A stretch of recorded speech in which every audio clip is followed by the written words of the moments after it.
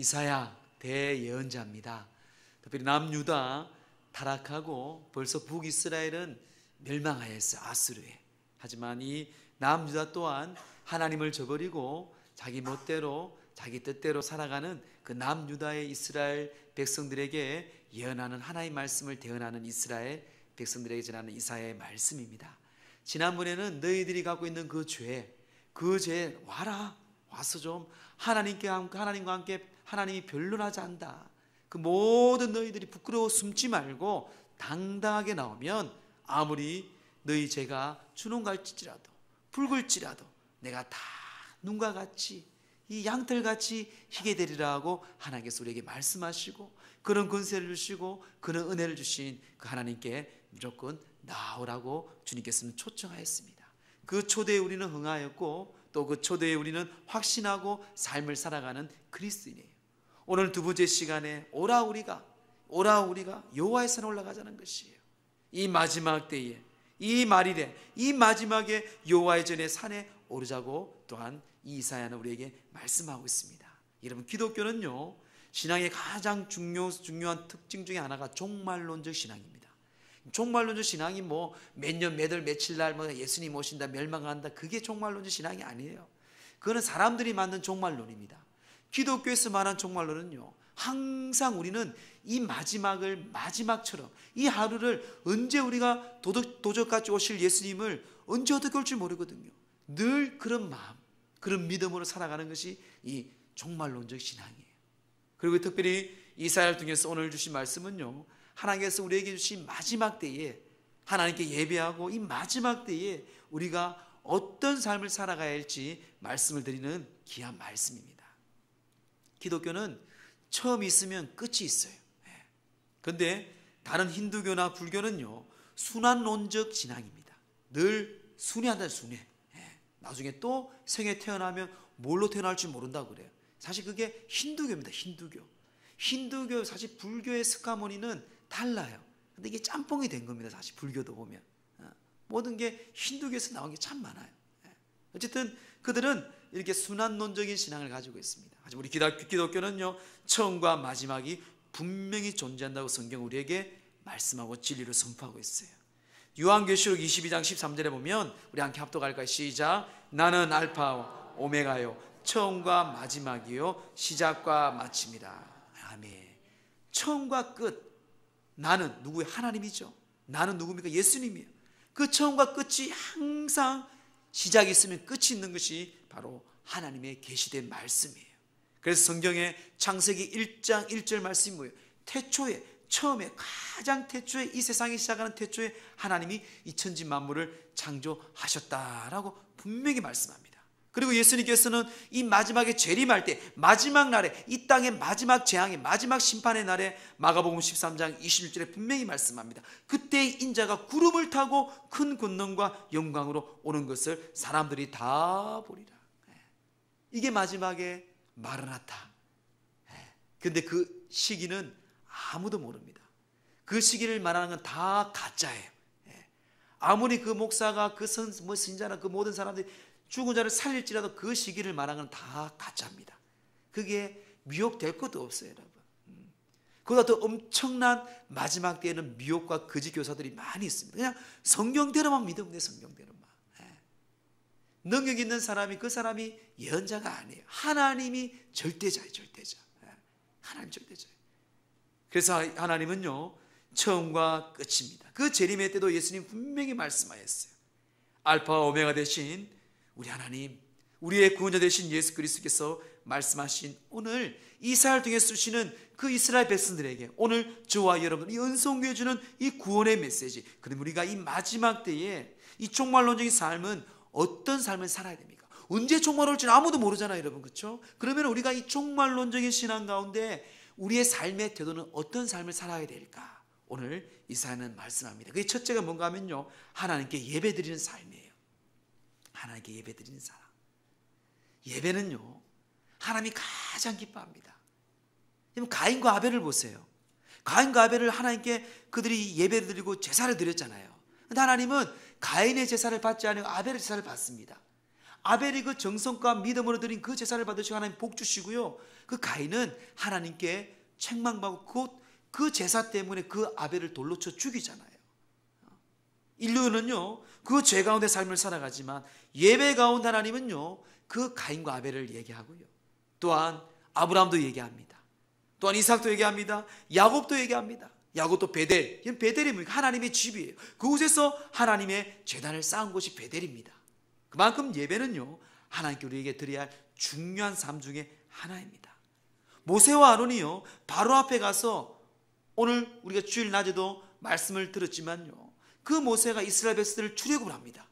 그 출애굽에 바로 앞에 서서 하신 말씀이 뭔지 아세요? 여러분, 하나님께서 주신 말씀이 예배입니다. 예배. 자, 우리 출애굽기 3장 18절 말씀 우리 함께 합독할까요? 시작.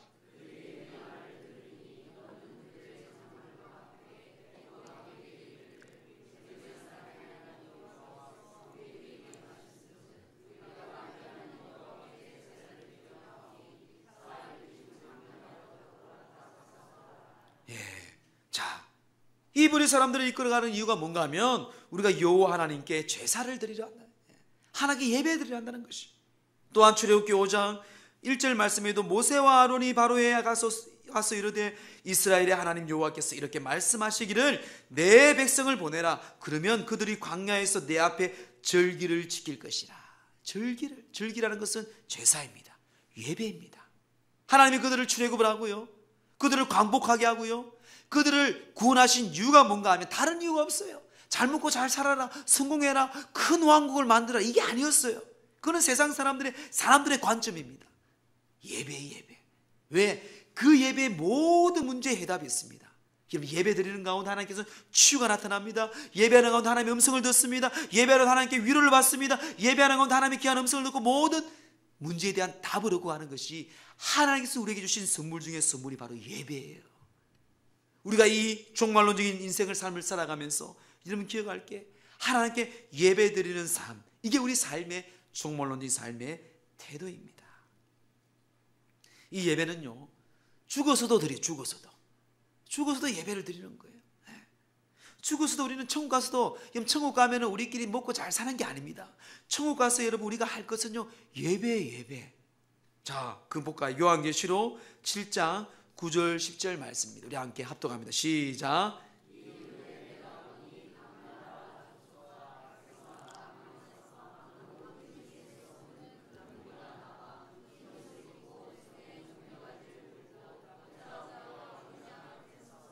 큰 소리를 외쳐 이르되 구원하심이 보좌에 앉으신 우리 하나님과 어린 양에게 있도다 하니. 이 우리의 그 천국에 그 요한이 그 백성을 보니까요 수없이 많은 큰 무리들이 종려나무를 들고 보좌 앞에 어린 양 앞에 서서 큰 소리로 외쳐 이르되 구원하심이 보좌에 앉으신 우리 하나님과 어린 양께 있도다.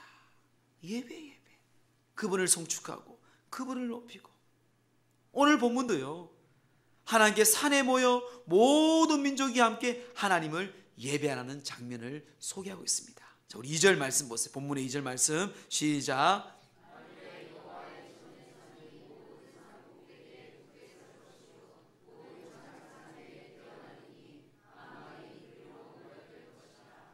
아멘.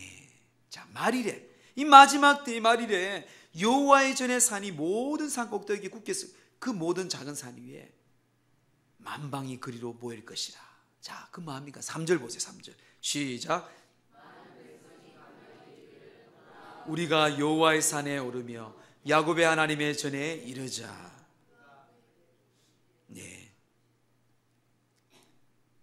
그가 그 여호와의 산에 그 여호와의 전에 이르자. 그곳에서 하나님 앞에 여호와의 산에서 예배하는 거예요.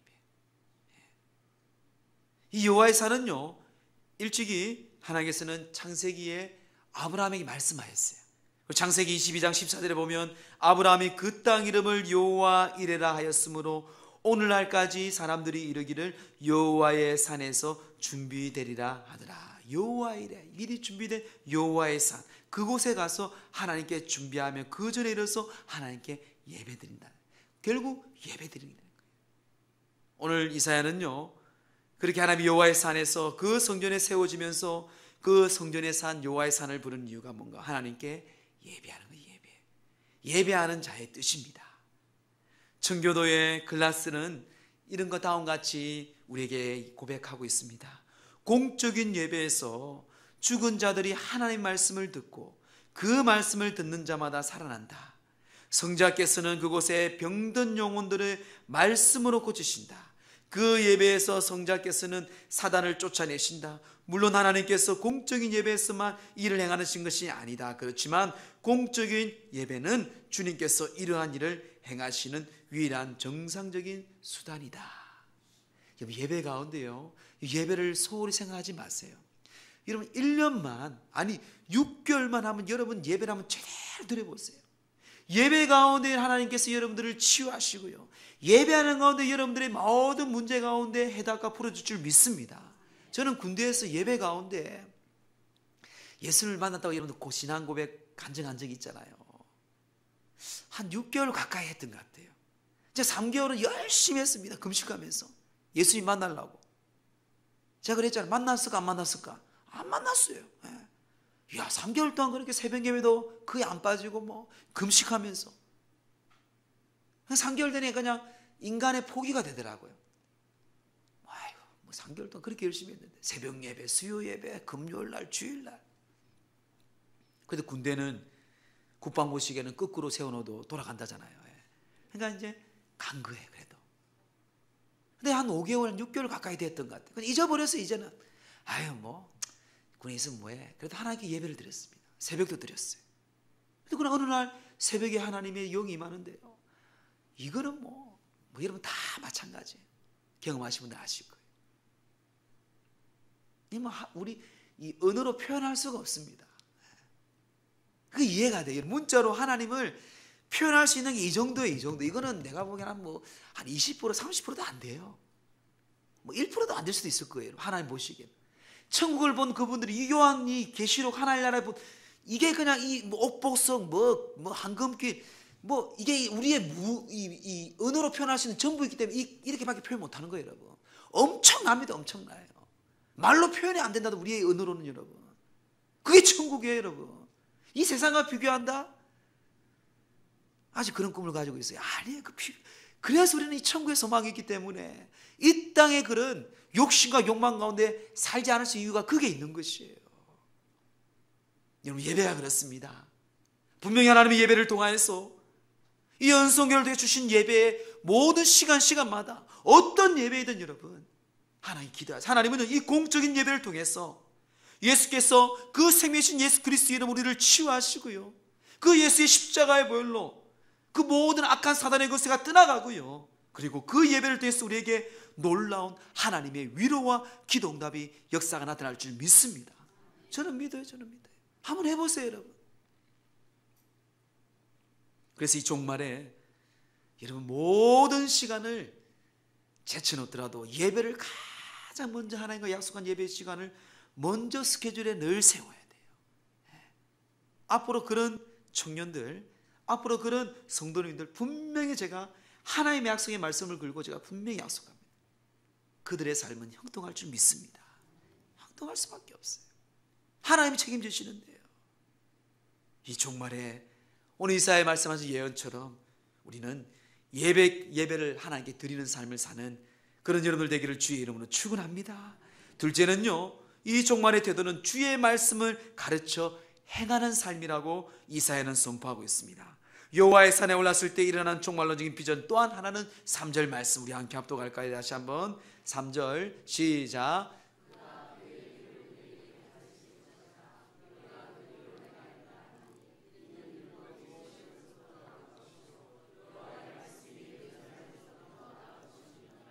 아멘. 그 여호와의 산에서 예배를 드린 이후에 그 예배 가운데 찬양하는 가운데 하나님의 말씀이 들립니다. 하나님의 말씀을 듣습니다. 그 길을 우리에게 가르칠 것이다. 그 길로 행하라. 율법이 시온에서부터 나올 것이고 여호와의 말씀이 예루살렘에서부터 나올 것이다. 하나님의 말씀, 주의 말씀을 가르쳐 행하는 삶이에요. 여기 율법이라는 것은요, 정관사가 생략되어 있습니다. 더라는 정관사가 생략됐다는 것은요, 모세의 율법만 의미하는 게 아니에요. 모든 하나님에 나오는 모든 하나님의 말씀을 다 포함되어 있는 것입니다. 하나님의 말씀을 다 가르치고 있어요. 그 하나님의 말씀을 가르쳐 행하라고 말합니다. 그 말씀을 다시 한번 우리가 오늘 본문 읽은 5절에 이렇게 말하고 있어요. 다 함께 읽어볼까요? 시작. 야곱 족속아 오라, 우리가 여호와의 빛에 행하자. 그 말씀을 지켜 행하라는데 그 빛을 또한 5절에는 행하라고 합니다. 말씀을 지키고 가르치고 행하라는데 빛을 행하라. 이 빛이 뭘까요? 빛을 행한다는 것은 구체적으로 무엇을 의미하고 있을까요? 시편 기자는 우리에게 다시 설명하고 있습니다. 119편 105절 말씀 시작. 주의 말씀은 내 발의 등이요 내 길의 빛이니이다. 하나의 말씀이 내 발의 등, 내 발의 빛인 것이에요. 즉 말씀이 빛 가운데 우리 가운데 임하였습니다. 어둠의 세상을 빛으로 오신 예수 그리스도, 그분이 생명의 말씀이시고 진리이십니다. 그 말씀이에요, 여러분. 주의 말씀을 가르쳐 그 말씀대로 행하는 것. 오늘 좀 전에 우리 찬양기도 하면서 우리 김광 집사가 참 쉽지 않아요. 이 험한 세상 속에서 예수님을 본받고 예수님처럼 산다는 게 쉽지 않아요. 제가 오늘 주일 낮 예배 설교 때에 이 세 가지의 영성을 얘기했잖아요, 여러분. 그러면 그 살 수 있는 방법을 우리는 알아야 돼요. 여러분 수학 공식을 풀 때도 그렇잖아요. 문제 풀기 힘들지만 그 공식에 넣으면 딱 풀립니다. 성경에 그 답이 있는 거예요. 우리의 영성의 삶, 영권의 삶, 성경 충만한 삶, 영적인 삶은요, 이런 불꽃 영성 같은, 말씀의 영성 같은 이 사명의 영성을 붙잡고 우리 안에 균형 있는 영성을 가질 때에 어떤 환경이 오더라도 우리는 흔들리지 아니하고 그 속에 승리할 수 있는 하나님의 숨겨있는 비밀과 은혜가 믿음이 있다는 것이에요. 그 중에 가장 중요한 게 이 말씀의 말씀, 우리 주신 성경, 변치 않은 진리의 말씀이잖아요. 그래서 야고보서 1장 22절에 야고보는 경고합니다. 너희는 말씀을 행하는 자가 되고 듣기만 하여 자신을 속이는 자가 되지 말라. 오늘날 우리 교회가, 오늘날 많은 교회들이, 국회의원들이 예수를 믿는다고 얘기하지만 그들이 왜 영권이 없는 이유가 이거예요, 여러분. 왜 하나님의 영적인 영향을 끼치지 못하는 이유가 다른 게 딱 답이 나옵니다. 말씀을 행하는 자가 돼야지 듣기만 하고 말만 하고 지 밖으로 다 챙기고 지 욕심 다 챙기고, 여러분 좀 손해보도요 좀 억울하죠 사실. 근데 그 손해가, 잘 들어보세요, 나를 위한 손해면 더 억울합니다. 내 체면, 그런 사람들의 손해예요. 그런데 심령이 가난한 자는 복이 있다.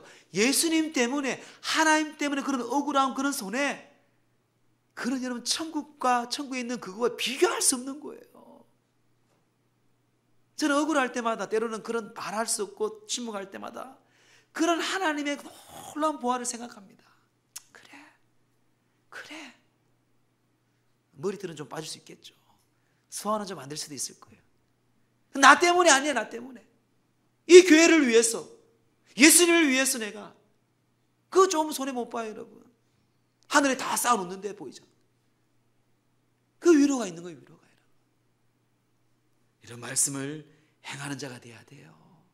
듣기만 하고 자신을 속이는 자가 되지 말라고 이 야고보는 경고하고 있습니다. 영권 그냥 나오는 게 아니에요. 영적인 영향력, 그냥 직분, 성경의 지식을 많이 하고 말 잘하는 거, 그게 나오는 게 아니에요. 한마디를 하더라도, 영권 있는 사람이 있잖아요. 한마디를 하더라도 그게 어디서부터 나오겠습니까?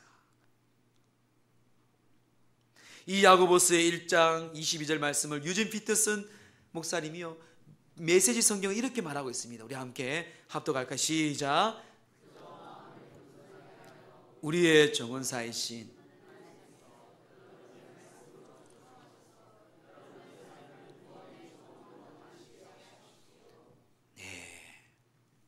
정언사이신 우리 하나님께서 우리가 그분께 맡길 때에 그분이 우리를 조정하셔서 이 삶을 구원의 삶, 말씀을 행하는 삶으로 하나님이 인도하신다는 것이에요.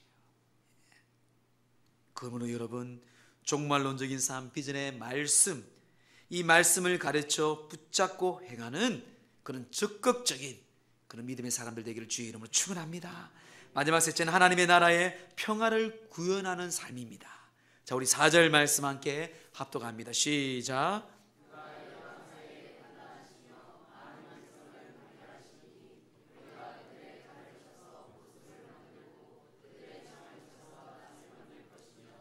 이 나라와 저 나라가 다시는 칼을 들고 서로 치지 아니하며 다시는 전쟁을 연습하지 아니하리라. 아멘.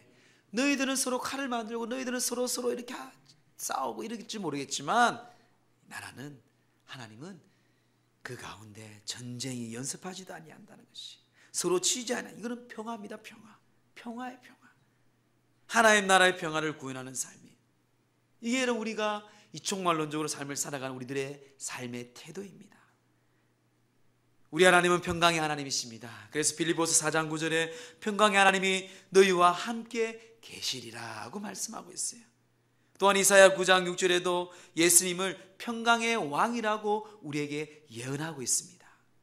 또한 에베소서 2장 14절에도 그는 우리의 합평이신지라 둘로 하나를 만드사 원수된 것 곧 중간에 막힌 담을 자기 육체로 h으시고, 자기 육체, 자기 십자가에 그 못 박히심으로 하나님과 막힌 담을 h으시는 평화, 화평의 왕으로 오신 분이 바로 예수 그리스도예요.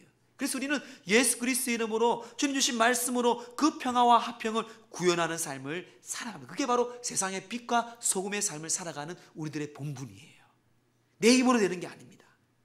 그래서 우리는 성령님을 의지하고 예수님께서 하신 그 약속의 말씀 붙잡고 우리가 삶을 살아가는 것입니다. 그래서 예수님께서도 산산수훈에 마태복음 5장 9절에 화평하게 하는 자는 복이 있나니 그들이 하나님의 아들이라 일컬음을 받을 것입니다. 화평케 하는 자는, 화평케 하는 자가 어떤 자입니까? 영어로 말하면 피스메이커입니다. 피스메이커. 트라우마 메이커가 아니에요, 여러분.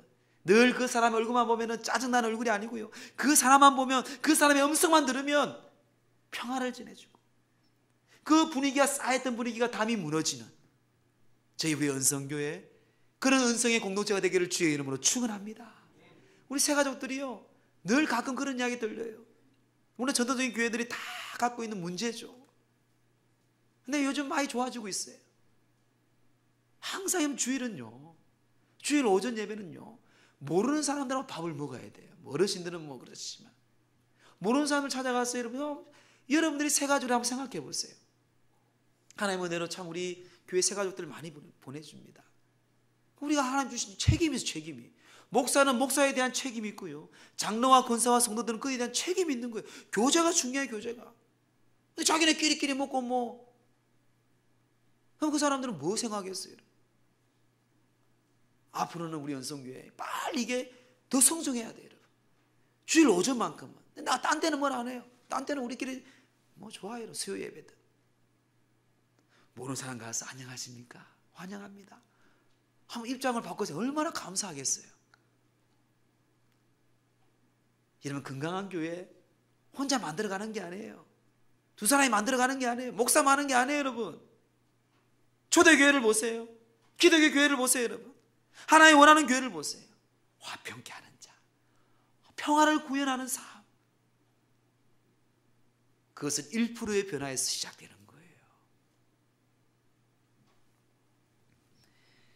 바울은 근면합니다. 로마서 12장 18절에 할 수 있거든 너희로서의 모든 사람과 더불어 화목하라. 할 수만 있거든 너희는 모든 사람과 함께 더불어 화목하라. 화목해야 돼요. 화목해야죠. 오늘 화목했습니까, 여러분? 이런 말씀을 들을 때마다 우리는요, 내 힘으로 하려고 하니까 안 되는 거예요. 좀 하다가 때리치우고 그래요. 저도 그래요. 내 힘으로. 그래서 우리 보혜사 성령님께서 우리 가운데 오신 거예요, 여러분. 이 목사가, 사역자들이 보혜사 성령님의 인도하심 없이는 할 수가 없습니다, 여러분. 할 수가 없어요. 여러분도 마찬가지예요. 하는 거는 그거는 이상한 사람이에요. 그거는 정신 나간 사람이죠. 할 수가 없거든. 그거는요, 내가 할 수 없는 걸 하나님의 말씀에 순종하여 우리가 그런 삶을 살아갈 때, 예배하는 삶, 평화를 구현하는 삶, 하나님의 말씀을 지켜 행하는 삶을 살아갈 때 우리 성령께서 우리의 믿음을 보시고 우리의 그런 능력과 그것을 행할 수 있는 은혜와 하나님께서 힘을 주시는 것이에요. 이게 여러분 바로 영성의 삶이에요. 영성의 삶, 영권의 삶이에요. 말씀을 정리합니다. 작은 노력, 불완전한 노력일지라도 평화의 하나님은요, 하나님의 자녀를 통하여서 하나님께서는 더 큰 평화를 만들어 가십니다. 여러분 두려워하지 마세요. 용기 있는 사람은 두려움이 없는 사람이 아닙니다. 용기 있는 사람은 두려움이 똑같이 있어요.